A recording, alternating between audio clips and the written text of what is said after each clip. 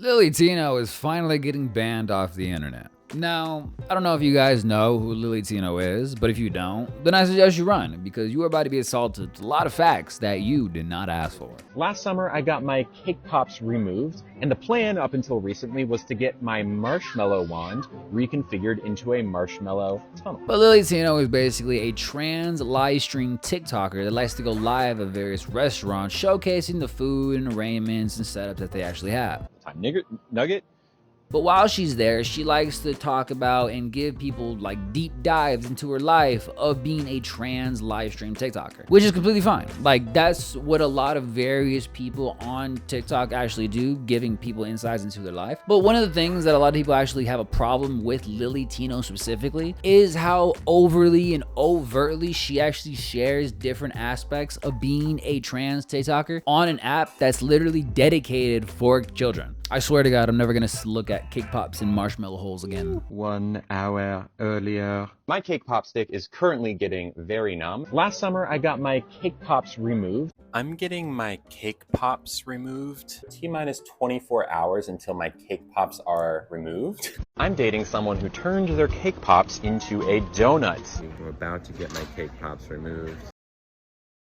I lived, and I'm cake pop free. Now that my cake pops are gone, When I got my cake pops removed, I specifically asked my surgeon to leave the bag intact. Pops removed, but now it's time to turn my candy cane into a donut. Now, ignoring the fact that you're literally getting banned off of one of the most diverse apps on the internet right now, the only more diverse place on the planet is in the middle of the LA riots. You got people fighting for their freedom while Trump's tapping them on the shoulder, be like, Hey bro, can I see them papers real quick? one thing you actually have to understand about TikTok is that it's an app made for children. Like, yeah, I can really understand that the user base, if you actually look it up, is probably 80% adults, 20% children. I can understand that. But when you have safety guidelines and content restrictions and 18 plus filters in order just for you to be able to have sensitivity content for children, then the app is made for children. But even then, even if you were to think that children should be allowed access to whatever content they want if they so please, the way she views children's understandings and the way she thinks children understand themselves is also another huge problem with a lot of people actually have with her. I was trans from the moment I was born, so if that kid is trans at 8, they were trans at 1. They were trans in the womb. And the sooner they're allowed to transition, the better. Because if you let that kid start puberty, you're letting some pretty destructive things happen to their body. A, without their consent, and B, against their will. One of the things you have to understand about Lily Tino is that she only found out she was a trans woman about 4 years ago from this certain video. A child who is trans won't grow up correctly if you deny them their true identity.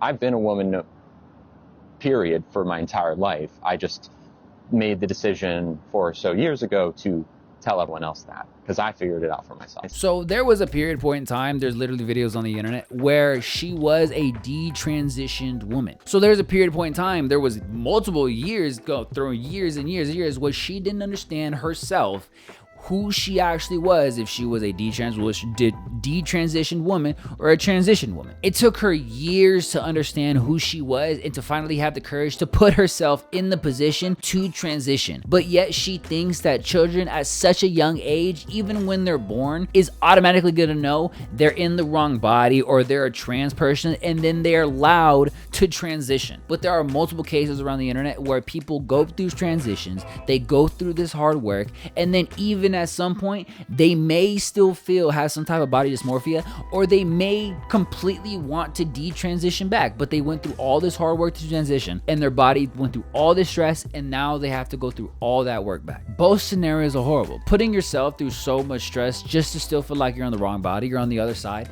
not allowing a kid to find and explore themselves, but kids are still still at such a young age that they have no idea on what kind of permanent characteristics that they actually want to keep. So giving a child a permanent decision maker has the huge possibility of having some type of serious repercussions later on that the person that's taking care of them, the guardian, their parents, whoever, should be protecting them from decisions they have absolutely no idea what could happen from. I should admit though, not all her content is super terrible. When it comes to explaining the do's and don'ts of being respectful when it comes to trans people and showcasing the different restaurants that she's actually visiting, it's not that bad. She doesn't do too bad of a job, even though it's kind of a bit hard to please her at times. Oof. It's pretty bad. It's pretty. So sorry. This steak is quite bad. I'm sorry. Could I swap it out for the 3-cheese chicken? I'm so sorry. There was definitely a hair in this pasta. Oh yeah. Yeah. I'll just give it back, and I'll probably just. Yeah. It was like a black hair about this big. I know that most of you aren't avid watchers of Lily Tino, but to give you a little bit of information, she usually horks it down. So if she doesn't eat it, it's not good. It's really not good. Now, what do my opinions matter? Who am I? I'm unemployed.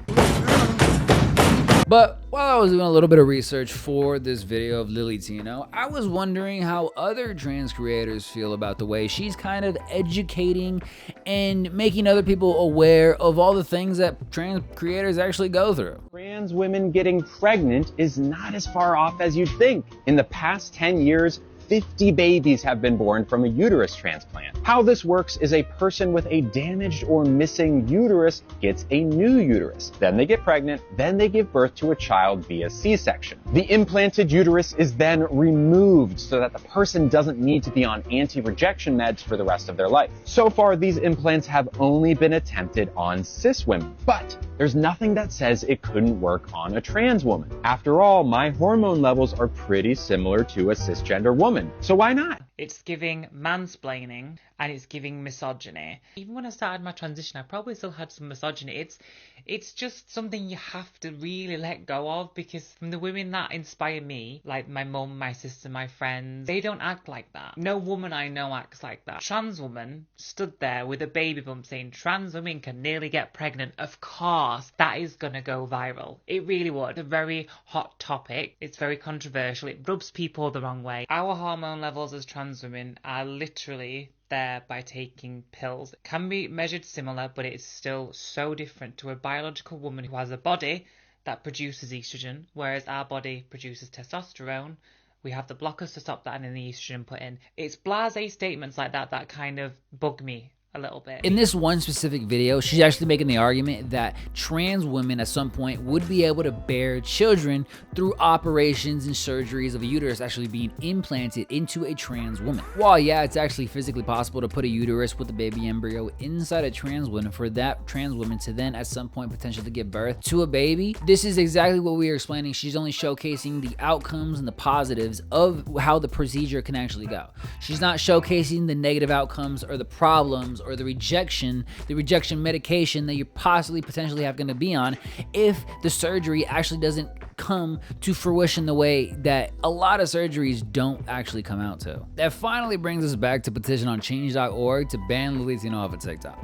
Now, I don't really have too much of a horse in this race because I don't really watch too much of her content specifically, but I can understand a lot of people's anger on why they kind of want to ban her off of a children's app. Because a lot of children that actually use this app at the age you're using it, or any age nowadays kind of, and they're super confused on basically a lot of aspects about life, and they got somebody like this chiming in their ear about confusion and that they might not want to detransition or to stop certain things before they happen. It can really put a lot of tense pressure on them, when in all reality it really doesn't even need to be there, and they can slow calmly over the years and at some point finally understand who they are, and they don't have to rush themselves or rush any permanent decisions at a young age when they still might want to change themselves. I wholeheartedly stand with the understanding ideology of protecting trans children, but at the same time, you have to give children the openness and space and time to understand who they are before you give them this button that basically decides the rest of their life. And I honestly don't even have anything against Lily Tino that much. I always think that banning somebody, unless they're doing actually something really abhorrent, is kind of a little overboard. Maybe you can just give them a little couple strikes and then they could change up the content. There's a lot of things that can actually happen before you just go straight banning.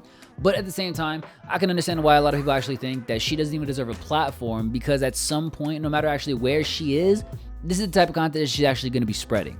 And a lot of people don't understand if this is actually genuinely her, or maybe this is rage bait. But you just have to understand is that it's there.